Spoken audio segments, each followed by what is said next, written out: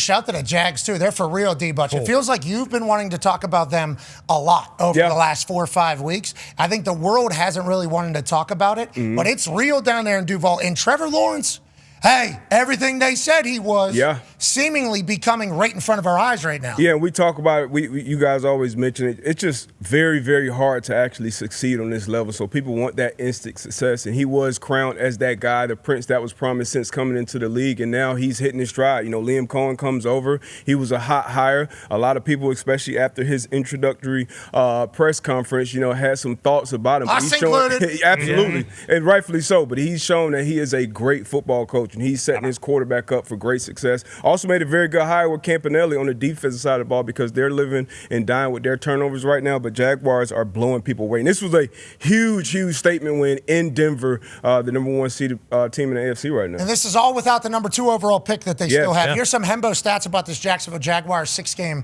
win streak. They've outscored their opponents by 113 points. Unbelievable.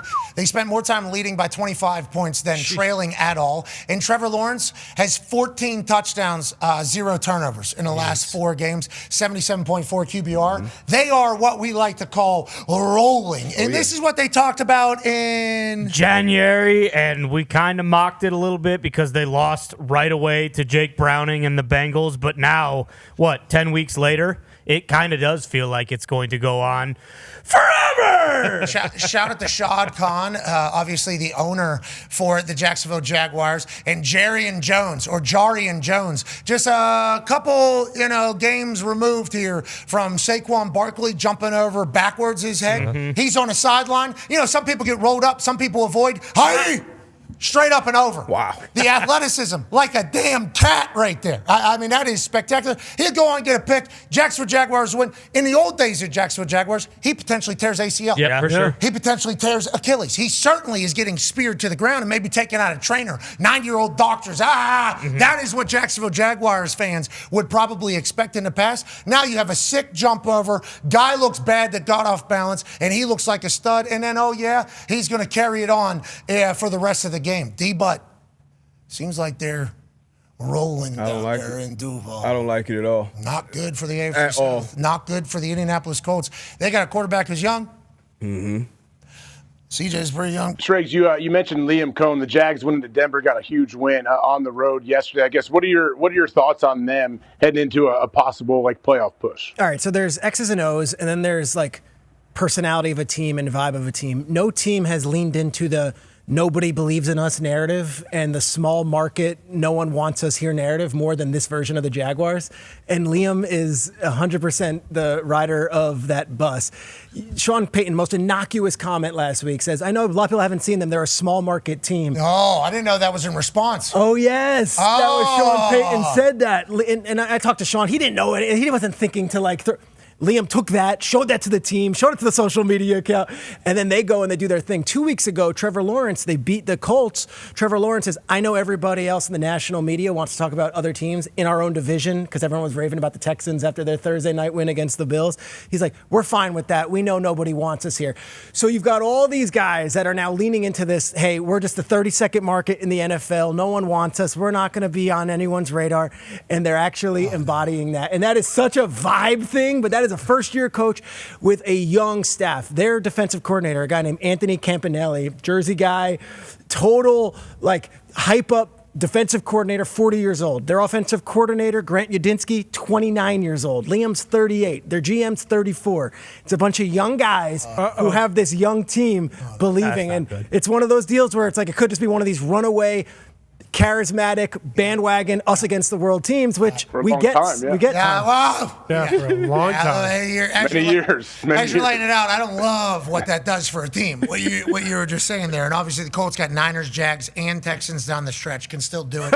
Jags can still do it, and Texans can still do it. Trevor Lawrence is playing his best ball. Unbelievable. I mean, we forgot he's a stallion when he runs. He's gigantic, and he can stride his ass out. He's big. He's spinning it. Liam's got him believing, and you talk about him talking about national media. They're definitely showing our clips, huh? We're definitely in there. Well, we love them, Jack. We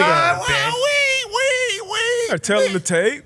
Yeah. sleeping on Liam. Yeah, we changed Liam. Yeah, whenever he was going to fight. Yeah. Who is he going to fight? I forget who. Saleh. Oh, yeah, Bob Saleh. Yeah. Keep my name out of your mouth, bitch. Yeah, and then the hold back. Yeah. That's all part of it, though. Like that was Definitely. week 3 or something, Definitely. and that led into all this. And big game for Trevor yesterday, and Parker Washington steps up, but Surtain handled Brian Thomas yesterday. Like he did, and then they had 7 other receivers make plays, and that was a major deal for the Jaguars. Like who else is going to beat you?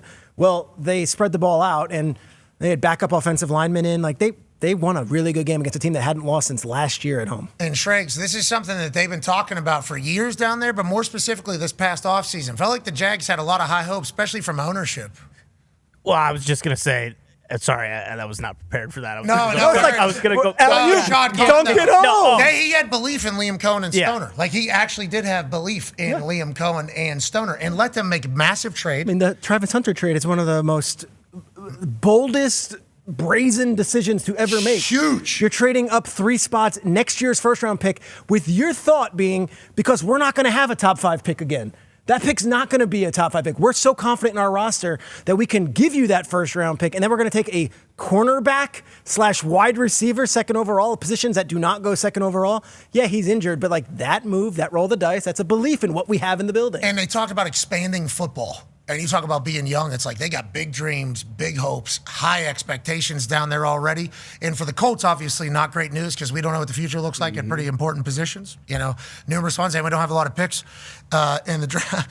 You know, but boy, this could be the best Jacksonville Jaguars team of all time. And I think that's something that's very special. And congrats to Trevor Lawrence. He's had to sit in the pocket, literally and figuratively, while everything has been happening around him that is not good. 14 touchdowns, 0 turnovers the last 4 games for Trevor Lawrence. 77-point-something QBR, the best stretch that they've had. 6-game win streak. Never in Jacksonville do you even consider that. And you talk about Shad Khan. Yeah, lights out in the red zone. I apologize. Go ahead. Not lights out in the red zone last few weeks, but Denver was by far the best red zone defense. And they went 4 of 5 yesterday, which is unreal. Yeah, so that's smaller ball. Everything like you need your quarterback to play better is down there in the red zone. So whenever you see high success, that's also indicative of what could happen in the playoffs whenever you're playing great defenses, let alone him playing one right here. Shad Khan, though, the owner, this guy founded bumpers. Yep. Okay, I was created bumpers as Genius. a whole. One of the best mustaches in the history of just humans. Yep. His yacht, I think, is spectacular as well. Good for him. He's worked for it. But he has invested in this team as soon as he got it. We need fans to come and enjoy this. Let's put a couple pools in here. Drops a couple pools. Hey, we need to hire this. We need to build a new city. We need a Jaguar city within downtown. You got it. I'll do the entire thing. Like, he was all in on having a winner in the NFL for a long, long time.